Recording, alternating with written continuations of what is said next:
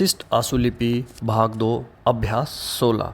उपसभाध्यक्ष महोदय, मैं समाजवादी बजट पर इस दृष्टि से विचार करता हूं कि यह बजट उस सरकार द्वारा यहाँ प्रस्तुत किया गया है जो सरकार गरीबी हटाने के लिए और एक स्थायी सरकार की मांग करके जनता का वोट प्राप्त करके यहाँ पर बैठी हुई है।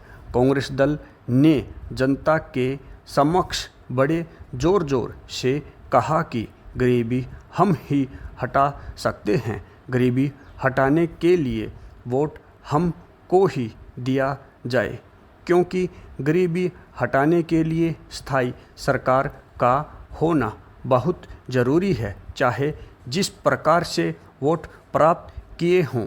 लेकिन आज केंद्र और राज्यों में हर जगह स्थायी सरकार है और स्थायी सरकार ने जो बजट समाजवादी बजट देश के सामने प्रस्तुत किया है उसका मोटे तौर पर नक्शा यह है कि उसमें गरीबी हटाओ की तस्वीर नज़र नहीं आती है। इस पूरे बजट में गरीबी हटाओ की तस्वीर नज़र नहीं आती है और अगर कोई चीज़ नज़र आती है तो वह पूंजीवाद का आधार और पूंजीवाद की नींव इस बजट में चारों ओर दिखलाई देती है। माननीय वित्त मंत्री जी इस बात को स्वीकार करेंगे कि पूंजीवाद की नींव और पूंजीवाद का आधार इस बजट का है।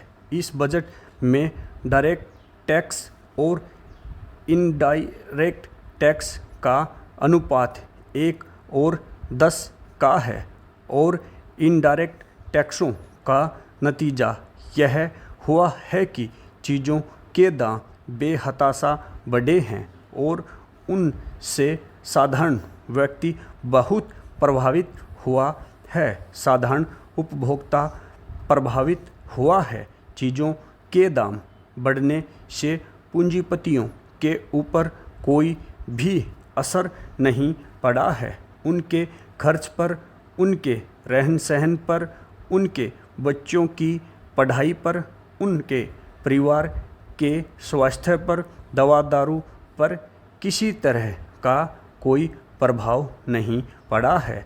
इसका प्रभाव तो केवल गरीबों के ऊपर, आम जनता के ऊपर, आम उपभोक्ता के ऊपर और आम कंज्यूमर्स के ऊपर पड़ा है। महोदय, कुछ माननीय मित्रों ने कहा है कि अगर हमारी अर्थनीति का कोई आधार है जिससे हमारी प्रगति की गति आगे बढ़े तो वह है लोहा।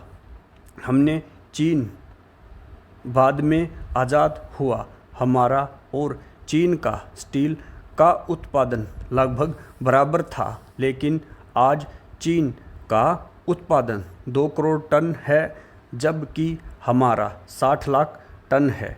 मैं वित्त मंत्री जी का ध्यान इस बात की ओर आकर्षित करना चाहता हूं कि समाजवाद का जो लक्ष्य है उसे आपने कहां तक पूरा किया। पूर्ण विराम।